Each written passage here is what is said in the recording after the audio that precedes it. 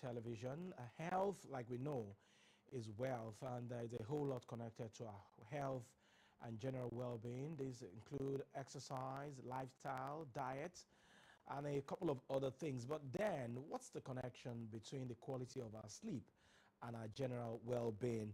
That will be the conversation this morning as we discuss on sleep apnea, causes, effects, and treatment.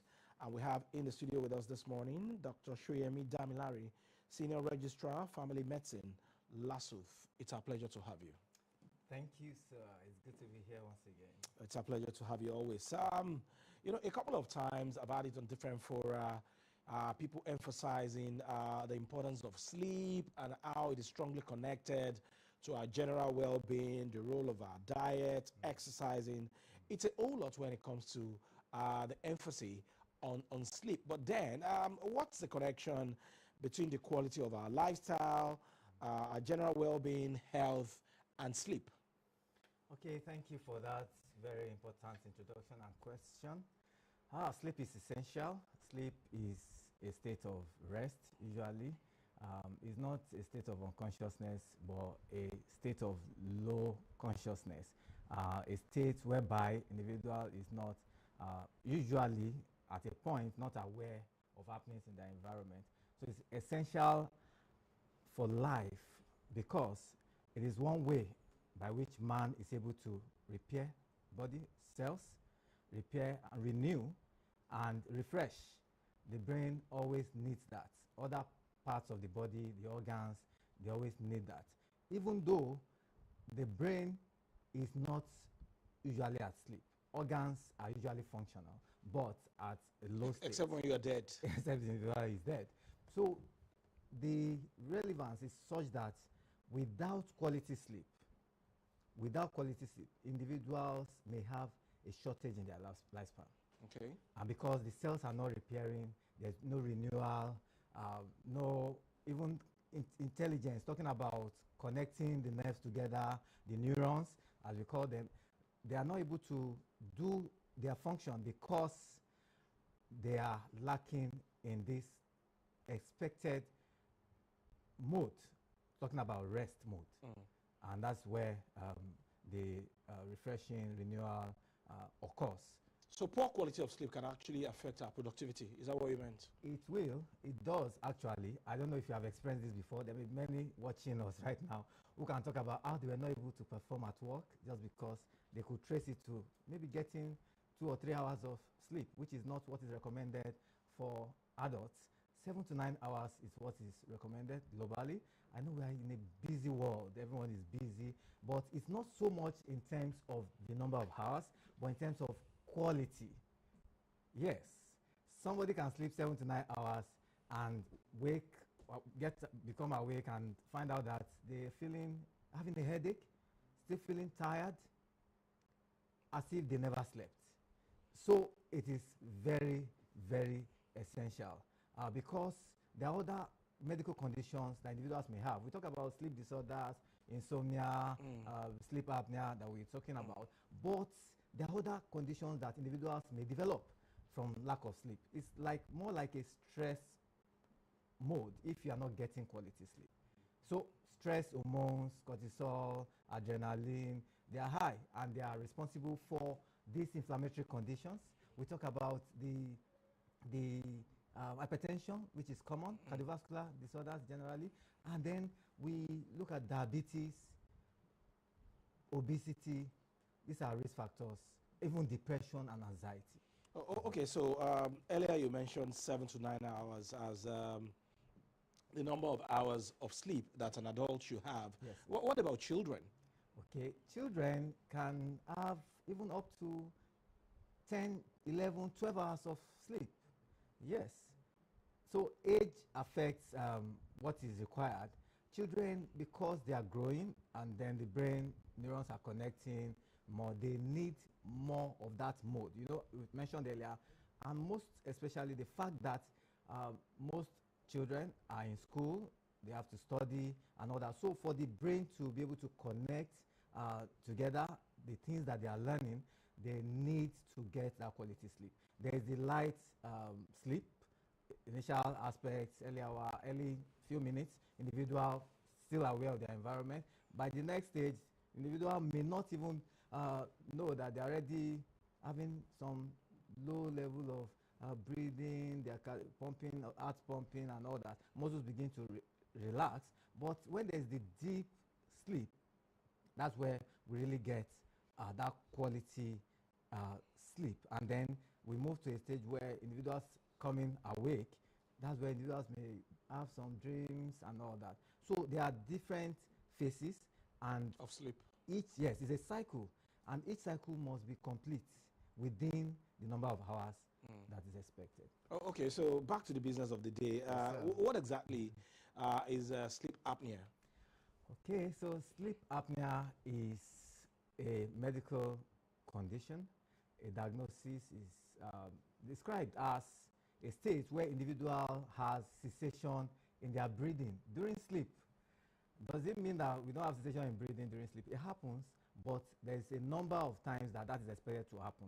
So this may be as a result of obstruction of the airway. So normally what happens, even when we are asleep, whether awake or asleep, is that air should go in, whether through the nose or the mouth, so that we can have air go into the lungs.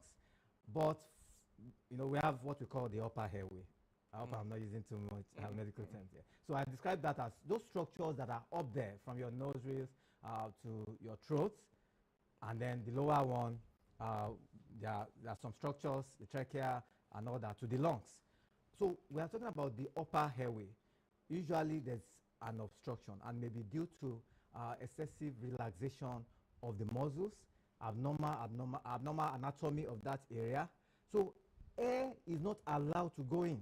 When you say abnormal anatomy, what does that imply? Okay, some people have what we call maybe short neck or narrow throat. Some people narrow throat, yes. Anatomically, it could be genetic. It could arise from lifestyle. Of course, people who are overweight or obese may have fats developing in places, and then people who live on healthy lifestyle, processed foods, and have a lot of inflammation. People who have infections of the throat may also have enlargement of structures in that area. So what happens is that there are also congenital abnormalities, because this happens in children and in adults. Sleep apnea? Yes, sir. In children? Yes. That's why some children, so let me mention that it's characterized by snoring. Sometimes you say, a child is snoring. Why is she snoring? It's because she played so much. Maybe not really, but the child may have a congenital abnormality. There's what we call Down syndrome, Prader-Willi syndrome. Those are congenital abnormalities. There are other conditions that children may have. There are some children who are even obese, so they have the tendency to have this experience. So they have, sometimes they are trying to catch their breath, waking up in the middle of the night. Interestingly, the mother may be beside, or the father, somebody staying beside that child, may find that child is snoring. It also happens in adults. In fact, it may be one reason why some marriages are having trouble. The spouse may be wondering, why is my husband snoring? She snores too much. Why is my wife snoring? She snores too much. So it may be a medical condition. So snoring is an abnormal condition. And for somebody that snores, would you call that sleep apnea, or one of the factors? Okay, snoring may be normal. Okay, maybe normal. It is normal to snore? Yes, it is normal, because occasionally individuals, we may have, depending on positioning, depending on ventilation and so many factors, individuals may have occasional cessation in breathing while asleep. And when it's less than 5, it's fine. Okay, so that's why change of position sometimes affects. Some people have discovered that. So when it's abnormal, it's when it's like more than 5, and it's even classified as mild, moderate, and severe. There's severe sleep apnea. There's the mild, there's the moderate, and I'm going to make it clear now. I was going to ask you that, how do we differentiate between the mild and the severe? Yes, so when an individual has the experience 5 to 14 times within their period of sleep, within an hour. But for somebody that was unconscious, how would you know? It's not unconscious. That's why people don't know. That's why most people don't know. There are ways that we can know, and I'll quickly mention that. I was talking about somebody sleeping beside a child, or even an adult, couples. Now hearing your partner or your child with a loud noise while they are asleep. And sometimes you feel that they are lost their breath, as if they stop breathing. Okay. So those are some of the symptoms and signs. Now, symptoms will be more of the individual may not be productive at work. You know, we talked about sleep earlier, but sleep apnea makes it difficult for an individual to achieve quality sleep. So one of the things, waking up, individual may have a headache, individual may feel fatigued, like I mentioned, may have this brain fog, they are not able to be productive at work. Interestingly, do you know that the fact that some people have this daytime sleep, they are just asleep during the day. Some people at their desks, they just dozing off. That may be one of the reasons. And then some people who are drivers, sometimes you have heard of road traffic accidents. Some people just slept off, not because they probably drank alcohol or something, or they were intoxicated, but because they didn't have quality sleep. And if this has been ongoing for a period, frequently occurring, and they never did anything about it, it could lead to even that. So you were about explaining the Yes, severity and the mild yes. type of it before I interjected the other time. It's okay. So we need to really look at it that way, that sometimes it may be mild, and individuals who have that mild presentation or experience of sleep apnea may have some of the symptoms I mentioned, and so those symptoms are mild. Excessive weight, Yes. anatomy. Yes. Then in terms of the quality of life, productivity at work and others, the headache and frequency. But for people who are moderate, they usually have this experience of cessation of breathing from like 15 to 29 times within their 1 hour of sleep. That's a lot. It's a lot. So with that experience, such individual will have moderate experience of those symptoms that I mentioned. Okay, the headache may, of course, will be more compared to mild, and then for severe cases, they're having more than 30 experience of cessation in breathing during sleep. So snoring isn't bad, but when it's loud, too loud as to be disturbing, when it's associated with difficulty in breathing, trying to catch your breath, and those other symptoms I mentioned, then individuals need to go for proper medical evaluation. So those are the causes of sleep apnea. Then now, causes. Okay.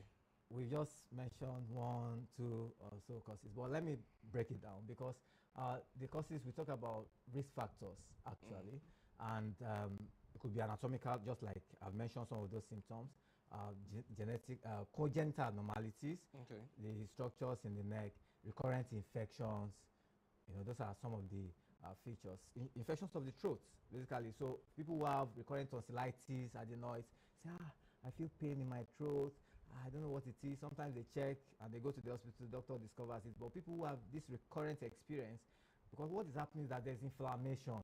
So what that means is that there's enlargement of the structures there, and then fluid accumulation, and this will, it's just like a hose or sipping a straw, drink with a straw. So that would be the flow of air. Yes, air. So air is not getting to the lungs as it should. Carbon dioxide cannot be exchanged, and then the oxygen, the organs need oxygen to function, the brain and other parts of the body. So when oxygen is not getting to these places, it becomes trouble for the body. So other causes are medical causes, diabetes. Okay. We talk about obesity, lifestyle, poor lifestyle, like unhealthy diet. Talk about taking highly inflammatory foods. Like what? Okay, processed foods, fries. You talk about fry, anything that you fry. Okay. And then you doing that regularly, consistently, will cause some inflammation. And then the fact is that there are some people who get complications from such conditions as hypertension, and they may have heart failure. So there's accumulation of fluid, and fluid is accumulating everywhere and even to the chest, and then may also cause some inflammation that makes it difficult for individuals to sleep and get hair. So other conditions, of course, individuals, it may be genetic because of the structures that we talked about. Individuals may have the same shape, structure like one of their parents or a relative that had a similar experience. Okay, so what else are we likely to suffer in terms of the effects of sleep apnea, aside from what you have mentioned? Okay, so the other things that individuals may suffer, of course, I know for emphasis is poor sleep. And when there's poor sleep, it will manifest in many conditions. Obstructive sleep apnea will result into individuals having fatigue, and then that means they will not be productive at work, and then they are at risk of developing some complications. Yes. Complications like what? Okay, so individuals may have anxiety, wow, even depression, because they are not having the quality of sleep that they should have. Okay, so there's a way, you know, we're talking about stress hormones, the cortisol, the adrenaline. It's like the body is on fire. Instead of resting. Instead of rest. So sometimes they are so disturbed as they don't even know what is wrong with them. But from the history, the questions that I asked, we can be able to pick that. And there are some individuals who eventually will have, you know, some of the complications eventually may have, you know, insomnia. They suffer from insomnia, inability to even achieve. So insomnia is different from sleep apnea? Yes, it is. What's the difference? Okay, so insomnia is inability to achieve or sustain sleep. Now, that may happen for many reasons. Is that not complicated? Okay, let me break it down. For our viewers. Yes, there's something we call sleep hygiene. Okay. Okay, so sleep hygiene is important for us to have quality sleep. So that means, for example, having a good environment for sleep. To sleep. So that's why if you try to sleep on your sofa or this chair, for example, you're not going to get quality sleep. Body's supposed to be rested. Okay. Preferably lying on your side. You know, for people who have obstructive sleep apnea, for example, you know, they have this enlargement. And once the throat is also big throat, people have a big tongue, okay, you know, it can obstruct the airway. So people who sleep supine, like flat, with their back, may also experience this. So talking about sleep hygiene, to get this quality sleep, we need the proper environment. Sleeping in places where the lighting is so much, the brain is saying there's still something to be done, the eyes is trying to look even when your eyes are closed. Even they are closed. If you close your eyes, you see the lights are there, they are still reflected, they are still getting to your brain, sending a signal to your brain that, oh, there's still something happening here. But when you switch it off, it becomes dark. And usually at night, there's what we call melatonin, chemical that is secreted, is more secreted at night. So we're expected to sleep at night and in dark environment. Also in a non-noisy environment, in a very quiet environment. That's what is good. Even though we say music is important, you know, soft music, some people like what we call classical music, you know. I'll rock them to bed and sleep. That may be good, may be helpful, but noise will disturb your sleep. Even if you get, I don't know if somebody has experienced that before. You know, you are asleep and you started hearing some sound in the environment. You just, you know, sometimes it gets you awake. Okay, so part of quality sleep hygiene means that you are putting away, you know, this age of social media, you have to put away your phones. Yes. So individuals. Or the TV set in the room. Yes. Put out office work to your office space in the house, if there's anything like that. But you should let your room be your bedroom. Okay, make it fit for sleep. So ideally, how should one position him or herself when you want to sleep? Should it be left side or right side or on your back? Okay, talking about what should be done generally, and then even for sleep apnea. But I need to also mention that this sleep apnea we're talking about is actually divided into two. There's the obstructive sleep apnea, which many people are familiar with, but there's also the central sleep apnea. So the difference is just that we talked about the obstructions that happen in the throat. Flow of air. Yes. But there are people that their own experience is from the brain. From the brain? Yes. Whatever it is that affects the brain can affect your quality of sleep. Yes. So the fact that oxygen is not even being delivered well at that point, the brain is sensing and waking up. You know, individual is beginning to wake up and they may get anxious, beginning to get anxious and depressed. So that's already like a cycle happening there. And so there are people who also suffer stroke from hypertension. Apnea. Yes. No, stroke from hypertension. Okay. Okay, so stroke can also be a cause of sleep apnea. So that's why sometimes you find individuals who have strokes snoring, so loudly, and they are not sometimes so much aware of their environment sometimes. So the question you asked about the positioning. So this is very important. So whether at home, in the hospital, we usually say for most people, lay on your side. But there are instances, for pregnant women, for example, we prefer the left side. You are saying side. Should it be left or right? Left side is preferable. Why left? Okay, so because there is a pressure that the heart, that gets to the heart, helps the heart to pump better. Okay. And then lying on your back means that you're putting pressure on the blood vessel that is compression, that is supposed to also supply different organs in the body. So this is why sleeping on one side. The right side is not advisable at all? Individuals, there are people who have been sleeping on their right because side. Because when we sleep, we tend not to be static. We shift. Yes, we do. And that's okay. That's normal. But sleeping, lying supine, lying flat on your back may not be helpful.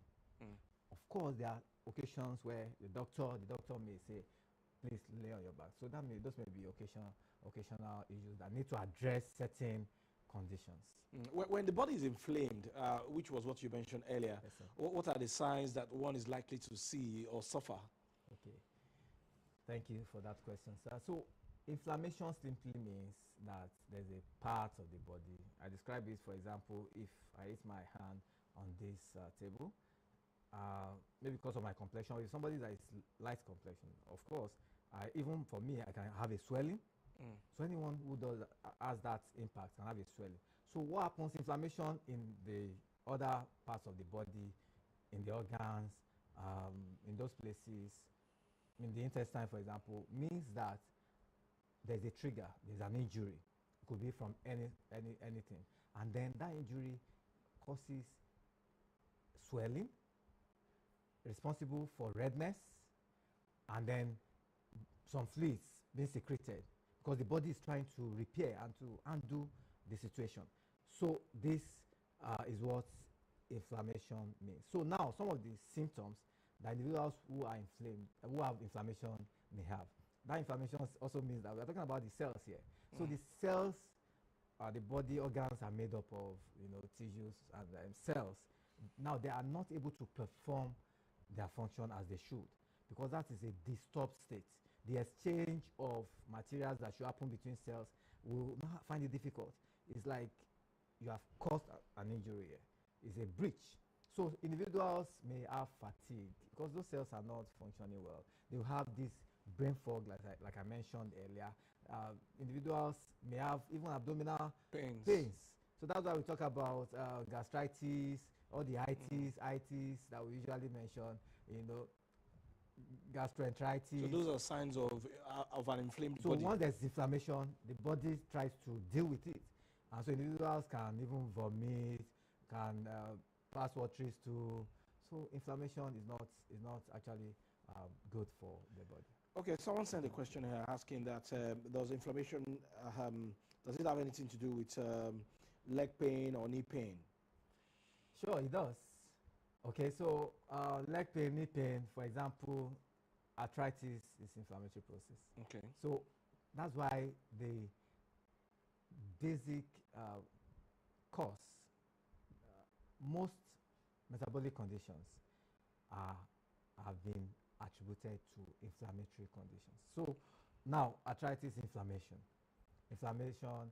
based on some of those things I've described. So individuals who have inflamed bones, inflamed joints, we describe it that way. The swelling of the joints, the pain, and of course, because you can't see fluids there, so that's why when the doctor examines, you may feel some, even when you touch it yourself, you may feel that that area is being depressed easily. You feel that there's something inside, like collection of water. So that fluid is an inflammation? It's a sign of inflammation.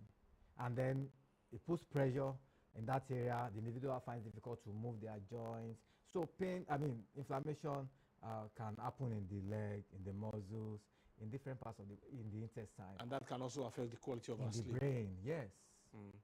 So for this particular issue, Yes, sir. what are the treatments available? Are they affordable? And for how long is it going to be? Is it short term or long term?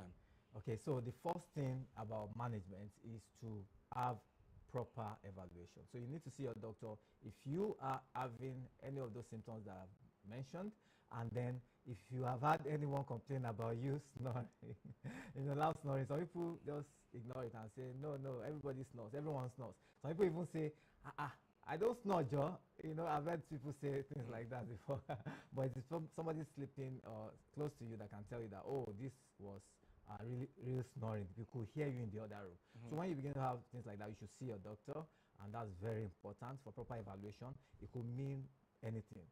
Those symptoms could mean some other things. Okay. But those are some of the symptoms we see. So for proper evaluation means that the doctor will also examine. We talk about those vital signs, very important, like the blood pressure will be checked. In fact, individuals... Your sugar level. Yes, sugar level will be checked.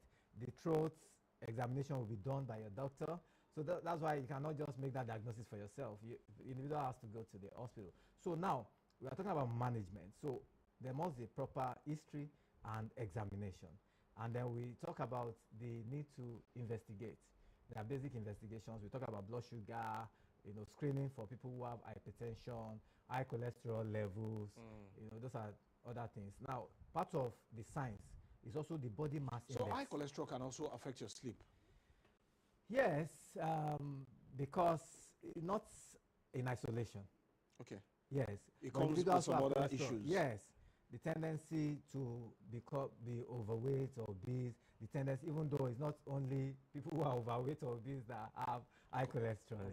Okay, so individual is also has tendency to be diabetic, to have diabetes and hypertension, and also the fact that they have the tendency is inflammation.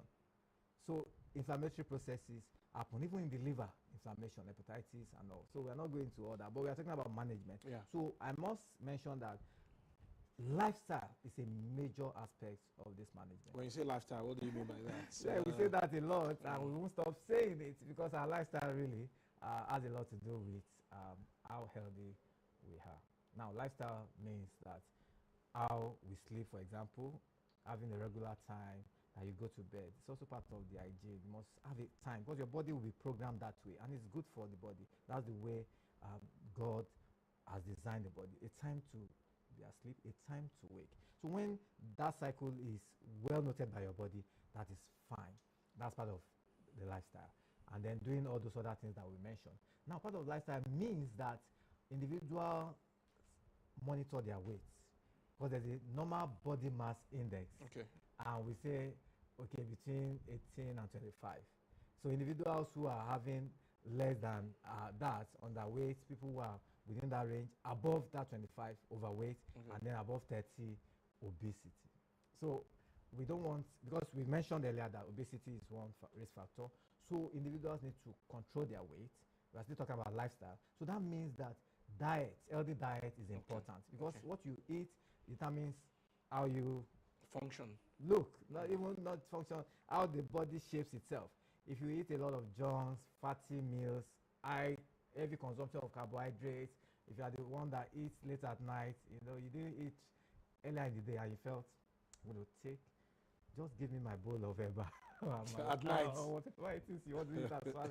Even if it is rice, heavy eating at night, late eating at night is not advisable. So we must change that.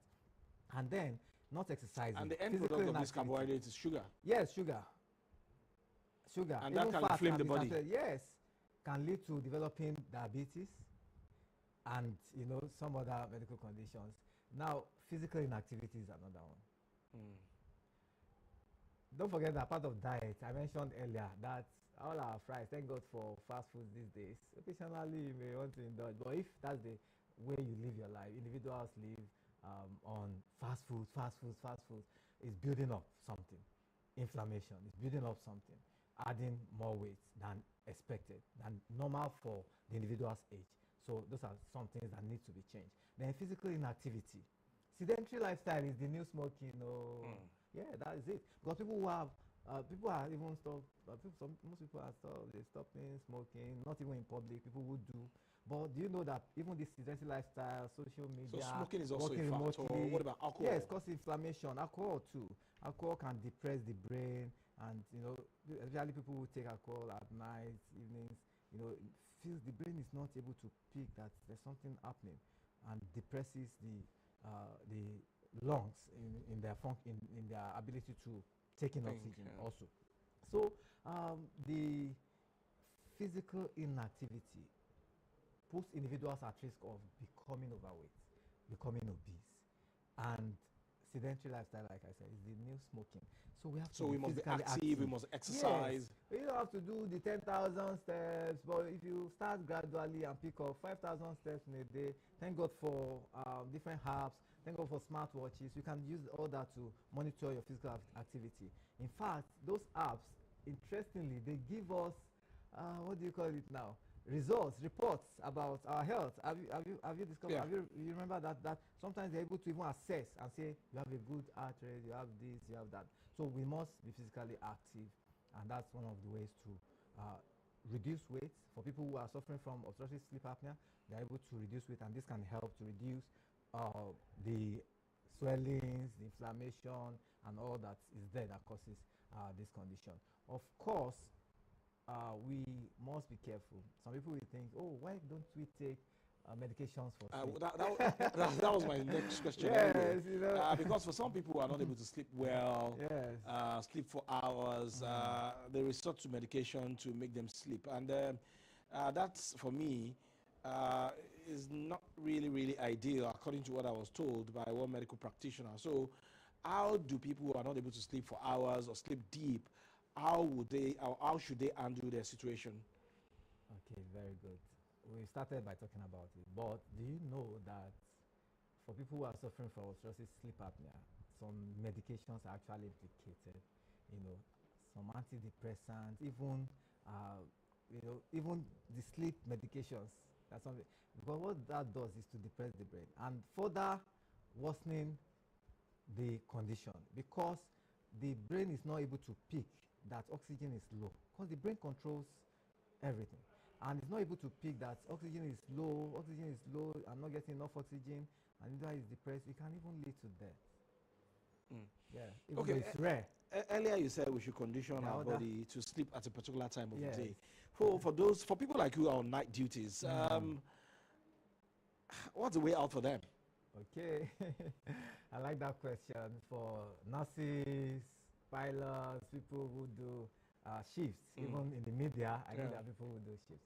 So don't forget that I said it's in terms of quality, not just quantity. There are people who sleep 7-9 hours and they still wake up feeling tired, fatigue. So even if it's going to do 4-5 hours within the night, of course we study our environment, we do the normal processes, we do rotations. Somebody is resting at while that's our work at night. So those are things that we can use to help ourselves. And then there's something we call catch up. There are people that are actually owing sleep. We call it sleep debt. You are owing sleep. You are owing. You're supposed to have 7 hours. Sometimes I'm on my table and I'm struggling not to sleep, even in the morning. Yes, that means that you are likely you didn't have enough quality sleep. Because it's supposed to be restorative. It means that you are coming to work with more energy. You can do your number of hours at work without feeling tired. Even though if you sit 1 hour, we expect that part of physical activity means that you should move. Okay. So feeling sleepy, you need to get evaluated yourself. That means you need to check your vitals and be sure that as your spouse or people who live around you, have they mentioned that you snore, loudly and things like that? Does it look like sometimes you stop breathing? Those are questions we still need to ask. So talking about managing this situation also means that we have to catch up. Okay. We call something naps. Say, I want to take a nap. So it's fine. 20 to 30 minutes is fine to catch up in the day. It does something to the body. I don't know if you have done that before. Just resting 15 minutes, even at your desk. You feel like you have slept for hours. Yeah, so that's okay. My final question today. Before we do the final question, let me just add that for management of obstructive sleep apnea, there are also surgical approaches to that. Okay, so but before that diagnosis is made, there is what we call the gold standard for diagnosis. That means there are some machines that can be used attached to the brain, different parts of the body, to monitor how an individual's quality of sleep is, and then the grading to determine whether they fit into this diagnosis or not, apart from those symptoms and signs that we have mentioned. And so for people who have recurrent infections, the infection should be treated, and those are medical approaches. And for people who have those abnormal structures, some people have recurrent tonsillitis, adenoids actually, and they are and the ENT surgeon may say, please, we have to operate this person, otherwise they may have this recurrent experience. Okay. Okay. So that's okay. In 30 seconds, yes, why do some people wake up at 3 a.m.? I like that question. You know, I've seen, you know, on social media, why you wake up at 3 a.m. and that's a common question. Thank you, sir, for that question. So if the individual has been able to start sleep, say from 8 a.m., 8 p.m., sorry. Okay. 8 p.m., 9 p.m., 10 p.m., and there's a cycle, and if the body has completed that cycle within that period, you get awake. Even though part of what happens in sleep apnea is this frequency of visiting the toilet. Okay. Okay, now you have disturbance in their sleep. So if you are not having such experiences, you sleep well, you have just one visit to the toilet to urinate, then that's fine. It will help your quality of sleep. So individuals who wake up at 3 a.m. means that the body has been able to complete the cycle. Okay. Thank you. I must thank you very much, Dr. Soyemi Welcome, Damilare, Senior Registrar, Family Medicine, LASUTH, for this educative session on sleep apnea, causes, effects, and treatment on the program today. Thank you, everyone, for watching. Thank you for having me. All right, we'll take a very short break. At this moment, when we come back, it will be the time for Joy and Adebimpe to take you through their Lagos conversation. Stay with us. Don't go anywhere.